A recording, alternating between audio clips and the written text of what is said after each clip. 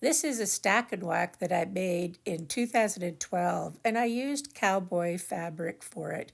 And look at all those legs and horses and cows. I thought that was so much fun, but I had a big piece of that left over, and I'm going to use it with my next quilt. I went to my quilt guild meeting the other day, and when I was there, my friend Donna gave me all of these shoe fly blocks. I don't know how long she's had them in her stash, but now they're mine, and I'm going to do something with them. And obviously, they are just perfect for quilt as you go. And that's what I'm going to do.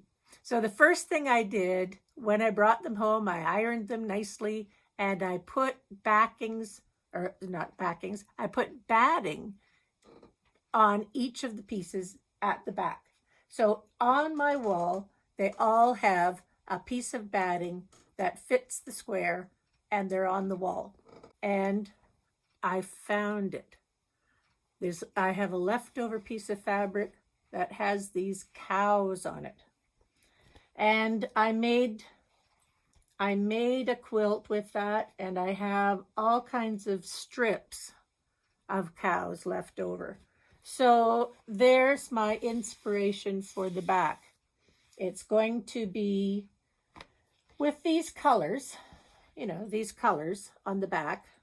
And I also have a lot of these, which are a perfect match up for this. And when I say a lot of them, look at the pile of them I've got left over. They all came to me in a bag from somebody who gave them to me. And so I can look through my stash and find some other fabrics. If I need something, I've got them. So my idea for the backside is going to be cowboy inspired.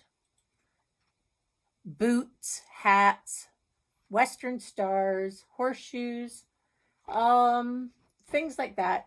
And I've got lots of opportunity to make something to fill the squares up. So that's my next project. It's going to be fun. For the center block, I'm going to make big stars. And in order to do that, I'm just using an arbitrary number that will fit in the back of the 18-inch squares I've got for the other side. And here in the center, I have 4-inch blocks.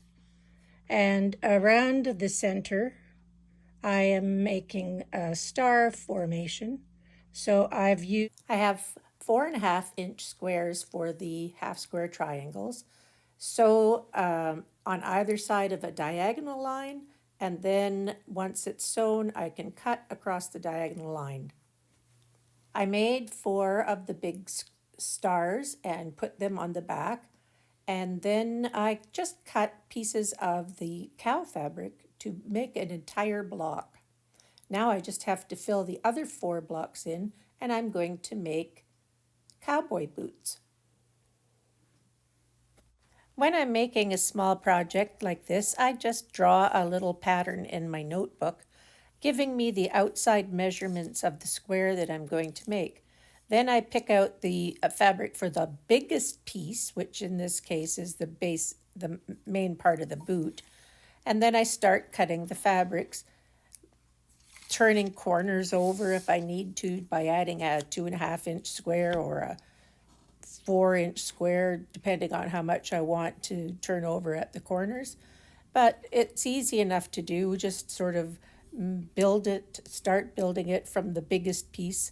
And after I made a few pieces like this, I decided that my color choices weren't quite so perfect. So I swapped out that cow piece there for another color, and I swapped out some of the horseshoe fabric that I had and put something a little bit more colorful in because it was too much the same as the background fabric that I was using. But whatever you do, it's just a bit of scrap fabric, and if you make a mistake, it doesn't take forever to fix it. So here's the picture where I started with that horseshoe fabric for the bottom of the boot, and I knew right away that it was not going to work. So I picked this more colorful, flowery pattern and started adding that to the bottom of the boot and made the heel. So here's a star and a boot side by side, and you can see the cowl fabric. I just used it as a whole piece next to it. But the boots are all a little bit different. Some of them have piece at the bottom, some of them have an extra piece at the top. They all are very individual, but they turned out really well. And the stars all have a nice border around the outside.